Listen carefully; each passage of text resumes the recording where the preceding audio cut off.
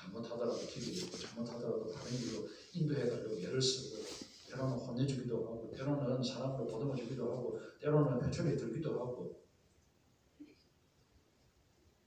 성령께서 그렇게 하신다는 거죠. 성령님은 성령님의 다른 말은 보혜사거든요. 위로자, 권위자, 이끌어주시는 분, 도와주시는 분, 위로해주시는 분, 안위해주시는 분, 보호해주시는 분, 지켜주시는 분, 지혜와 지식의 영을 주셔서 우리가 바른 길을 선택할 수 있도록 성령께서 우리 가운데에 계속해서 말씀해 주시는 분. 사랑하는 여러분, 성령님은 우리 가운데 찾아오신 분입니다. 오늘 성경에 보면 너희가 아들이므로 하나님이 그 아들의 영을 우리 마음 가운데 보내서 우리 마음 가운데 보내셨다 그랬잖아요. 예수 그리스도를 믿는 순간 성령님이 우리 가운데 함께 하시는 내주하신 하나님이시죠. 그래서 성령께서 이끌어 가시는 거죠. 사랑하는 여러분, 여러분이 성령님의 인도하심 따라 살지 않으면 우리 속에 계신 성령님께서 근심하시는 거 아십니까? 한번 찾아볼까요? 에베소서 4장을 한번 찾아보겠습니다. 갈라디아 다음에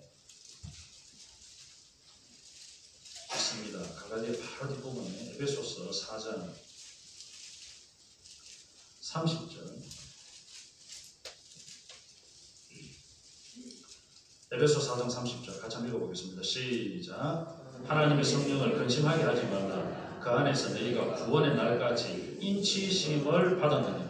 구원의 날까지 인치심을 받았다. 이 말은 뭐냐면 성령께서 예수 그리스도를 구주로 영접하는 그 순간 내 속에 내주하시고 함께 하시고 떠나지 않는다는 거예요. 구원의 날까지 우리가 천국 가는 그날까지 성령께서 내 속에 함께 계셔서 우리를 이끌어 가신다는 거예요. 그럼 우리가 잘못한 일을 할 때에 성령께서 기뻐하지 아니하는 일을 하면 성령께서 뭐 하신다고요? 근심하시고 근심. 그래서 오늘 성경을 보면 25절부터 29절 앞에 부분까지 뭐라고 하느냐 하면 그런 거짓을 버리고 거짓을 버려라. 26절에 분을 내어도 죄를 짓지 말아라. 해가 지도록 분을 품지 말아라. 그 다음 28절 도둑질하는 자는 다시 도둑질하지 말아라. 29절 무릇 더러운 말은 너희 입 밖에도 내지 말고 오직 덕을 세우는 데 소용되는 대로 선한 말을 해라. 31절에 너희는 모든 악독과 노함과 분냄과 뜯는 것과 비방하는 것과 모든 악의를 함께 버려라. 이런 것들이 다 성령을 근심하게 하는 것들이라는 거예요. 그리스도인으로 예수 믿은 사람으로서 하나님의 자녀된 우리가 하나님을 아버지라고 부르게 된 우리가 이렇게 살면 성령께서 근심하신다. 그럼 성령께서 우리가 이런 일을 할 때 네가 하나님 자녀잖아. 네가 하나님 아빠라고 부르는 사람이잖아. 그래서 하면 안 되잖아. 성령께서 말씀하신다. 성령께서 우리를 가르쳐 주신다는 거. 성령께서 지적을 하신다는 거. 교훈하시고 책망하시고 바르게 하시고 의로 교육해 주신다는 거. 성경을 읽을 때 또 깨닫게 되는 거죠. 왜? 모든 성경 하나님의 감동으로 된 것으로 교훈과 책망과 바르게 함과 의로 교육하기에 유익하다 했잖아요. 그러니까 성령 하나님은 우리가 성경을 읽을 때에 우리가 뭘 잘못하고 있는지 뭘 제대로 하고 있는지 하나님께서 깨닫게 해주신다. 오늘 저와 여러분이 하나님의 자녀입니다. 예수 그리스도를 믿는 순간 우리 하나님의 자녀가 되었습니다. 신분이 바뀌었습니다. 하나님을 근심되게 하는 그런 삶을 살지 않아야 될 겁니다. 왜? 하나님을 아버지라고 부르는 사람이 되었어요. 여러분의 자녀가 어디에 나가서 다른 사람에게 인정을 받는 그런 삶을 살면 여러분이 막 뿌듯하잖아요. 자랑스럽잖아요. 우리 주일학교 선생님들도 마찬가지일 겁니다. 여러분이 가르치는 여러분의 아이들이 어디 가서 참 멋지다 그런 소리를 들으면 여러분은 어떨까요? 여러분도 뿌듯하잖아요. 내 자녀는 아니지만 그래도 영적으로 우리의 다음 세대는 그런 아이들이 뿌듯하잖아요. 오늘도 저와 여러분이 하나님 앞에 제대로 살면 성령께서 어떻게 할까요? 기뻐하시죠. 기쁨을 이기지 못하여서 내가 너무너무 좋다. 네가 내 자녀로 살아가는 그런 삶을 보내니까 내가 너무 좋다.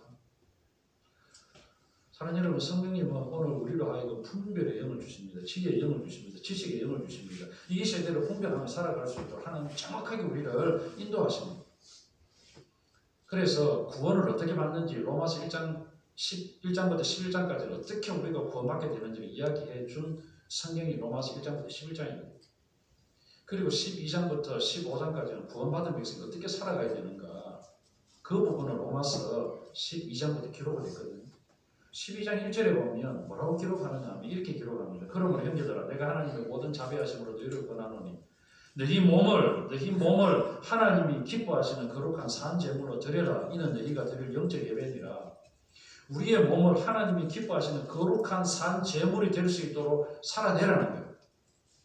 그리고 12장 2절에 보면 너희는 이 세대를 본받지 말고 오직 마음을 새롭게 함으로 변화를 받아서 하나님이 선하시고 기뻐하시고 온전하게 여기시는 뜻이 무엇인지 분별하도록 하라. 분별이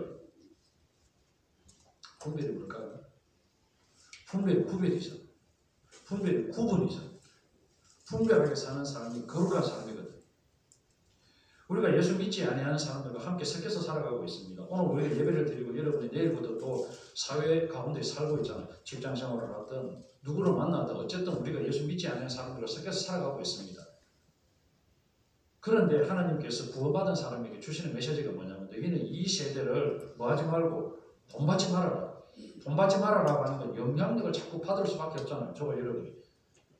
사랑하는 여러분, 우리는 영향력을 받을 수밖에 없는 그런 구조 가운데 살고 있습니다. 일주일에 우리가 단 한 번 예배를 드립니다. 낮 예배 한 번, 오후 예배 한 번. 불과 이 말씀을 듣는 시간도 그렇게 길진 않잖아요. 30분. 30분 설교를 듣습니다.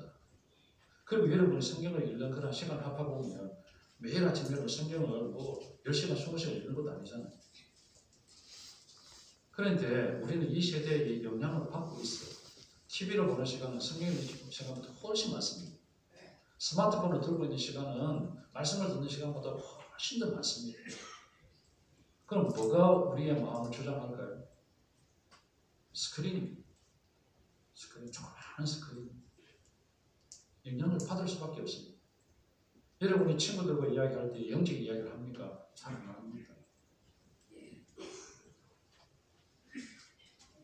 자연스럽게 그런 이야기를 하고 자연스럽게 만나면 그런 상황에 노출이 되는 이 세대를 본받지 않을 수 있습니까? 어렵습니다. 그런데 성경은 이 세대를 본받지 말고 그랬거든요. 이 세대를 본받게 되면 하나님께서 기뻐하시고 하나님께서 선하게 계시고 하나님께서 옳게 여기시는 일을 하지 못한다는 거예요. 그러니까 하나님께서 선하게 계시고 하나님께서 기뻐하시고 하나님께서 온전하게 여기시는 뜻이 무엇인지 분별하기 위해서는 우리 속에 계신 성령의 말씀을 들어야 되죠. 그래서 우리가 어떤 일을 하려고 할 때에 우리의 마음이 불편하다. 이건 성령께서 거짓말하는 거죠. 상대방에 대해서 내가 좀 분노를 했다. 그럼 여러분 마음이 불편하잖아요. 마음이 불편한 이유가 뭔가요? 내 속에 계신 성령께서 근심한다는 거예요. 전혀 불편하지 않는 사람도 있을 것입니다.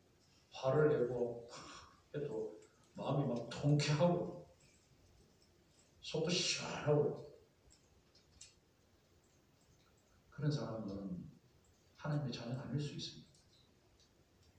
화이 맞은 심령일 수 있습니다. 적어도 우리 그리스도인이라 그렇게 안 살잖아요. 그렇게 살 수가 없잖아요.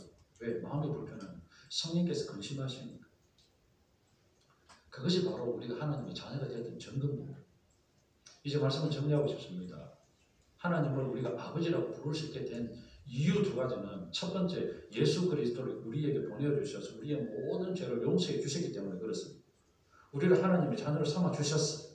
그리고 우리가 하나님의 자녀답게 살 수 있도록 성령을 우리의 마음 가운데 보내주셔서 우리를 인도하시고 지키시고 보호하시고 이끌어가시고 지혜의 영을 주셔서 이 시대를 분별하며 살아갈 수 있도록 만들어 주셨기 때문에 하나님을 아버지라고 부르고 살아가는 겁니다. 그럼 저와 여러분 하나님을 아버지라고 부르며 살아가는 하나님의 자녀는 마땅히 하나님을 기쁘시게 드리는 삶을 살아가는 것이 마땅하다. 2024년 한 해 동안 우리가 그렇게 살아왔습니다. 물론 이 가운데에는 그렇게 살지 못한 분들도 있을 수도 있습니다. 그런데 이제 이번 주간에 새해가 우리에게 주어집니다. 이제 2025년도에는 그렇게 한번 살아냈으면 좋겠어요. 하나님의 자녀답게 우리가 하나님을 아버지라고 부르는 하나님의 자녀라면, 하나님의 자녀로서의 명분을 얻었다면, 예수 그리스도가 내 죄를 대신해서 십자가에 죽어주신 것을 확실하게 믿는 사람이라면 그 아들의 명분을 가진 사람이라면 성령 하나님께서